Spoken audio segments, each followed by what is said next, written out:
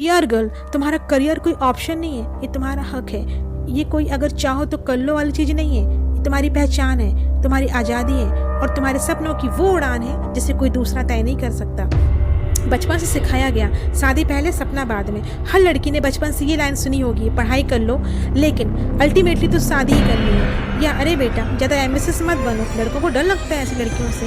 ये लाइनें सिर्फ बातें नहीं थी, एक इनविजिबल जाल था जो लड़कियों के सपनों को चुपचाप कुचलता रहा। क्यों क्यों लड़की को ये कहा जाता है कि उसका सपना सिर्फ तब तक है जब तक कोई लड़का उसे अप्रूव करे। ये है सोशल कंडीशनिंग ट्रैप, जहाँ करियर एक एक्स्ट्रा ऑप्शन है लेकिन शादी कंपलसरी सब्जेक्ट। करियर मतलब सिर्फ जॉब नहीं होता, यह होता है financial independency, decision making freedom, identity beyond relationship, confidence जो लिपस्टिक या साड़ी से नहीं आती, अचीवमेंट से आती है। जब तुम खुद के पैसे से पहली फ्लाइट की टिकट खरीदती हो तो वो सिर्फ टिकट नहीं होती, वो तुम्हारी आज़ादी का बोर्डिंग पास होता है। क्या सिर्फ लड़कियां ही समझौता करें? कई बार कहा जाता है अगर ससुराल वाले अलाउ करें तो जॉब कर लेना। तुम कोई परमिशन मांगने वाली नहीं हो, तुम परमिशन देने वाली बनो। कभी देखा है किसी लड़के को ये कहते हुए अगर मेरी वाइफ अलाउ करे तो मैं जॉब कर लूँगा? यही है हाइपोक्राइसी समाज की और चैलेंज करना जरूरी है इसे।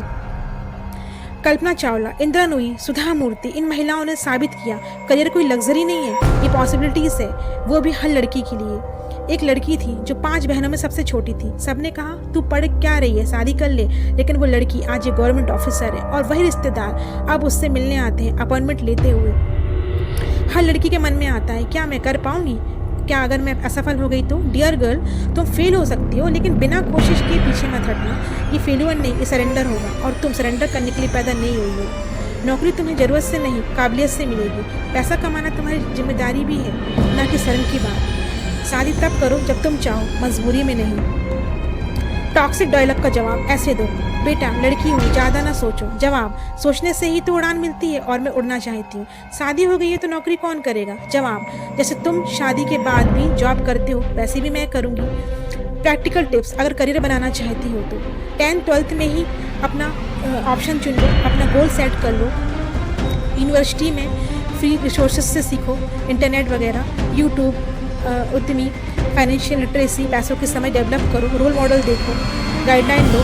रिलेशनशिप से पहले रिज्यूम बनाओ, शादी से पहले सेविंग बनाओ। जब तुम्हारे पास पैसे होंगे, स्किल होगी और सोच होगी तब तुम्हारी चुप्पी भी लोगों को जवाब देगी। फ्यूचर का वर्जन, तुम 35 की हो, क्या चाहोगी? इमेजिन करो एक महिला जो सिर्फ किसी की वाइफ बन के रह गई, दूसरी महिला जिसने खुद का नाम, खुद की इनकम, खुद की पहचान बनाई है। तुम कौन सी जिंदगी जीना चाहोगी?